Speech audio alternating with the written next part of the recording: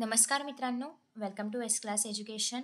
आज आपण पाहतोय 12th स्टँडर्ड केमिस्ट्रीमधील चॅप्टर 2 दॅट इज सोल्युशन्स या चॅप्टरमधले इम्पॉर्टंट क्वेश्चन्स जे तुम्हाला युनिट टेस्टमध्ये आणि सेमिस्टरमध्ये वगैरे विचारले जाऊ शकतात. सो या ठिकाणी फक्त क्वेश्चन्स आहेत आणि या सगळ्याचे आन्सर्स तुम्हाला तुमच्या टेक्स्टबुकमध्ये मिळणार आहेतच. सो तुम्ही नक्की फाइंड आउट करू शकता. इव्हन तुम्हाला डायजेस्ट वगैरेमध्ये पण मिळणार आहेतच. सो पहिला क्वेश्चन आहे, explain the vapour pressure composition curve for ideal and non ideal solutions of volatile liquids. So आता हे तुम्ही याचा आन्सर कसं लिहिणार आहात, तर तुम्हाला ते कर्व वगैरे सगळं ड्रॉ करायचं आहे, ते एक्सप्लेन करायचं आहे.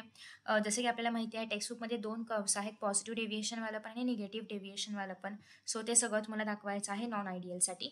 आणि आयडियलसाठी तर लिनियर कर्व आपल्याकडे म्हणजे लिनियर ग्राफ आपल्याकडे आहेच. ठीक आहे.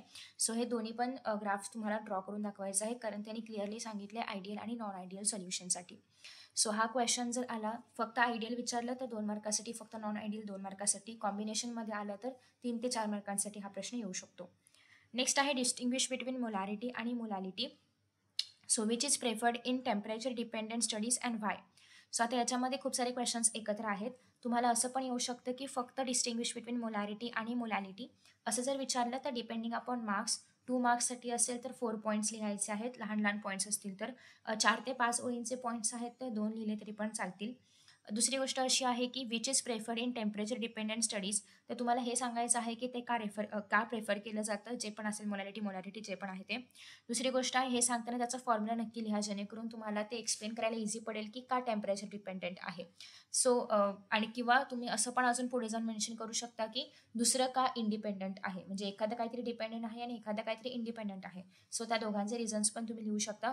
जसं की एक्सपेक्टेड नाही आहे इंडिपेंडंटचं रिझन लिहायचं, बट तरी पण एकदा करून ठेवा तुमचं थोडासा एक आन्सर इनोव्हेटिव्ह करण्यासाठी, किंवा उद्या कदाचित एक्झाममध्ये असं विचारलं इंडिपेंडंटवाला एक्सप्लेन करा तर ते पण तुम्हाला आलं पाहिजे. ठीक आहे. आफ्टर दॅट नेक्स्ट आहे, what is difference between hypotonic आणि isotonic solution and explain with examples. आपल्या टेक्स्टबुकमध्ये याचे एक्झाम्पल्स पण दिलेले आहेत. इवन तुम्ही असं ट्राय करू शकता की काही वेगळे एक्झाम्पल्स पण लिहिण्याचं, पण तुम्हाला सगळ्यात पहिल्यांदा तर तिन्ही एक्सप्लेन करायचे आहेत. आता हे तुम्ही टेब्युलर फॉर्मॅटमध्ये करू शकता किंवा पॅरेग्राफ फॉर्मॅटमध्ये पण करू शकता. आय वुड सजेस्ट की टेब्युलर करा, ते तुम्हाला लिहायला पण इझी पडेल आणि डिफरन्स वगैरे सगळे पॉईंट्स लिहिलेत तर तुम्हाला ते डेफिनेशन्स पण लक्षात राहतील. कारण जेव्हा आपण कंपॅरेटिव्ह स्टडी करतो तेव्हा ते जास्त बेटर समजते किंवा जास्त चांगलं लक्षात राहतं. सो टेब्युलर फॉर्मॅटमध्ये करा. एक प्रत्येकाचे 2-2 पॉईंट्स लिहिले तरी पण चालतील, कारण इथे आपण 3 गोष्टींचे डिफरन्स देतोय. सो त्याच्यामुळे 2 पॉईंट्स आणि एक्झाम्पल असं तुम्ही मेन्शन करू शकता. त्याच्यानंतर नेक्स्ट क्वेश्चन आहे, व्हॉट इज रिव्हर्स ऑस्मॉसिस. याची डायग्राम तुम्हाला ड्रॉ करायची आहे. Explain its principle and application in water purification. या सगळ्याचा आन्सर आपल्या टेक्स्टबुकमध्ये आहेच. सो बेसिकली याची डायग्राम तुम्हाला ड्रॉ करायची आहे. रिव्हर्स ऑस्मॉसिस काय असतं, आणि तुम्हाला माहिती असेल की आपल्याकडे जे पण सेलिन वॉटर आहे, सलाईन वॉटर म्हणू शकतो आपण त्याला, सॉल्टी वॉटर बेसिकली. सो ते वॉटर किंवा ओशनवालं वॉटर जर आपल्याला ड्रिंकेबल करायचं असेल तर त्यासाठी आपण ही प्रोसेस जी आहे तर ती वापरतो. सो हे नेमकं काय आहे ते तुम्हाला रिव्हर्स ऑस्मॉसिसमधून एक्सप्लेन करायचं आहे. क्वेश्चन खूप इम्पॉर्टंट आहे आणि खूप याच्या आधी खूपदा एक्झाममध्ये विचारला गेला आहे. सो नक्की चेकआउट करा याचा आन्सर काय आहे ते. आफ्टर दॅट नेक्स्ट आहे, what are qualitative properties, explain any two with theory and examples. So basically qualitative properties 4 आहेत आपल्याकडे, तर त्या कुठल्या कुठल्या आहेत, किंवा आधी सगळ्यात पहिल्यांदा तर क्वालिटेटिव्ह प्रॉपर्टीज म्हणजे काय लिहा, मग त्या 4ची फक्त नावं लिहा आणि त्या 4पैकी कोणतेही 2 तुम्ही एक्सप्लेन करू शकता. त्याच्याबद्दल थोडंसं डेफिनेशन लिहायचं आहे आणि त्याचं एक्झाम्पल द्यायचं आहे. ठीक आहे, done. After that 6th question आहे, derive relation between relative lowering of vapour pressure and molar mass of solute. So याचं पण तुम्हाला डेरिव्हेशन मिळणार आहे आपल्या टेक्स्टबुकमध्ये, ते तुम्ही लिहू शकता. नेक्स्ट आहे, explain effect of temperature and pressure on solubility of gases in liquids. So again ह्याचं पण आन्सर अवेलेबल आहेच आपल्या टेक्स्टबुकमध्ये, आणि हे तुम्हाला व्यवस्थित इफेक्ट एक्सप्लेन करायचं आहे की बेसिकली त्याच्यामुळे जर आपण solubility of gases in liquids जेव्हा आपण बघतोय तेव्हा टेम्परेचर काय होणार, इन्क्रीज होणार, डिक्रीज होणार, प्रेशरमध्ये काय चेंज होणार, हे सगळं तुम्हाला मेन्शन करायचं आहे. इव्हन तुम्ही एक्झाम्पल पण देऊ शकता, फॉर्म्युलाच्या हेल्पने एक्सप्लेन करू शकता, ज्याही पद्धतीने तुम्हाला हवं असेल त्याप्रमाणे तुम्ही करू शकता. फक्त एवढंच की ते प्रॉपर स्टेप बाय स्टेप असलं पाहिजे.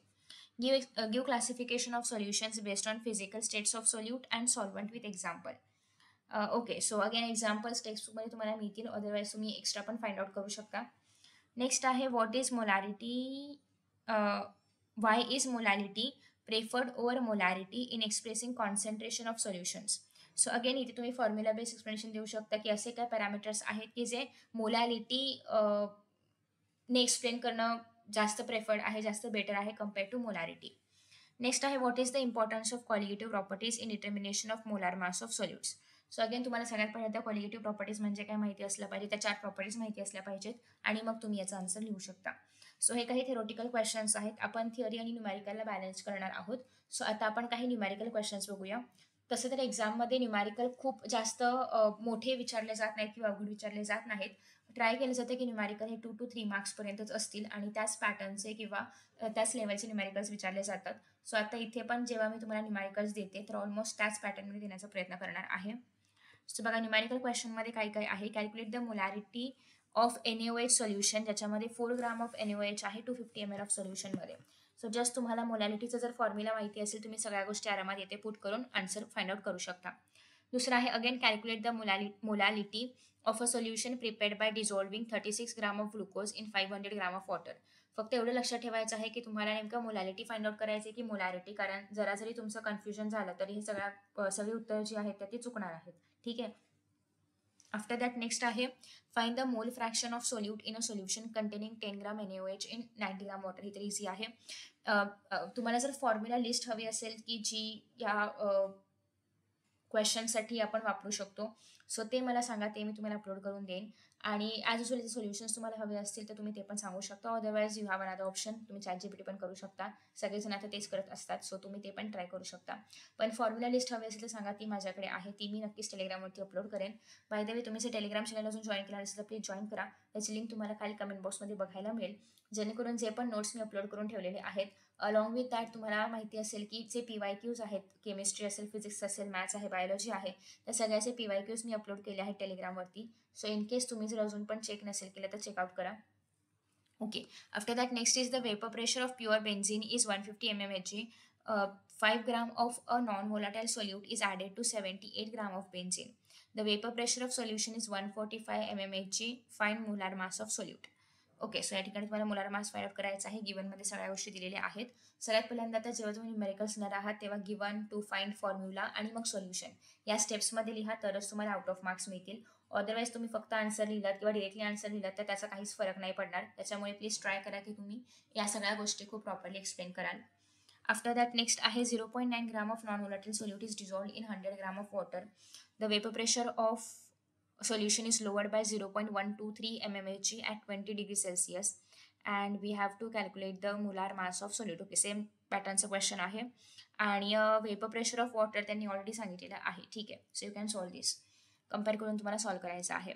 Calculate freezing point of solution containing 1.86 gram of NaCl in 100 gram of water. आणि आपल्याला KFची व्हॅल्यू दिलेली आहे 1.86 kelvin kilogram per molar. So तुम्हाला हे जे आहे तर ते सॉल्व करायचं आहे. फ्रीजिंग पॉईंट फाइंड आउट करायचा आहे. Okay, nice. After that next आहे determine osmotic pressure of 5% urea solution at 27 degree Celsius. Okay. So त्यासाठी तुम्हाला आरची रिक्वायरमेंट आहे, मोलार मास ऑफ युरिया वगैरे सगळं दिलेलं आहे. आफ्टर दॅट नेक्स्ट आहे a solution prepared by dissolving 2 gram of substance in 100 gram water freezes at -0.186 degree Celsius. आणि आपल्याला मोलार मास कॅल्क्युलेट करायचा आहे. KFची व्हॅल्यू ऑलरेडी दिलेली आहे. सो जस्ट फॉर्म्युलामध्ये पुट करायचे आहे. तुम्ही जर पाहिलं असेल तर हे सगळे क्वेश्चन्स खूप इझी आहेत. फक्त तुम्हाला फॉर्म्युलामध्ये व्हॅल्यूज पुट करायचे आहेत आणि आन्सर फाइंड आउट करायचा आहे. अर्थात कॅल्क्युलेशनसाठी थोडासा वेळ लागू शकतो, बट तुम्हाला त्याचीच प्रॅक्टिस असली पाहिजे, कारण एक्झाममध्ये तुम्हाला कॅल्क्युलेशन स्वतःलाच करावं लागणार आहे. सो त्याच्यामुळे ट्राय करा की तुम्ही जितकं फास्ट हे करू शकता तितकं फास्ट करण्याचा प्रयत्न करा. After that next आहे 2 gram of benzoic acid dissolved in 25 gram of benzene which lower the freezing point by 1.62 Kelvin. So we have to calculate the Van't Hoff factor. So तुम्हाला माहिती असेल की एक्झाममध्ये Van't Hoff वरती खूप सारे questions विचारले जातात. सो त्यासाठी हा क्वेश्चन ॲड केलेला आहे. त्यासोबतच डिग्री ऑफ असोसिएशन पण फाइंड आउट करायचं आहे अल्फा. नेक्स्ट आहे the osmotic pressure of A 5% cane sugar solution at 20 degree Celsius is 4 atm. So we have to calculate the molar mass of cane sugar. Again easy question. But again तुम्हाला जर याच्यामधले काही question solve नसतील करता येत किंवा difficult वाटत असेल तुम्ही नक्की खाली कमेंट बॉक्समध्ये सांगू शकता. मी याचा आन्सर पण अपलोड करण्याचा प्रयत्न करेन. बट प्लीज या क्वेश्चन्सला असं ट्रीट करा की हे एक्झामसारखे क्वेश्चन्स आहेत किंवा त्या लेवलचे क्वेश्चन असल्यामुळे त्या पद्धतीने ट्रीट करण्याचा प्रयत्न करा. ठीक आहे. सो आय होप की तुम्हाला हा व्हिडिओ आवडला असेल आणि फॉर्म्युला शीट वगैरे जे काही हवं असेल तुम्ही कमेंट बॉक्समध्ये सांगू शकता. फक्त एवढंच की व्हिडिओ जास्तीत शेअर करा सो दॅट मला पण मोटिवेशन मिळेल व्हिडिओ अपलोड करण्यासाठी.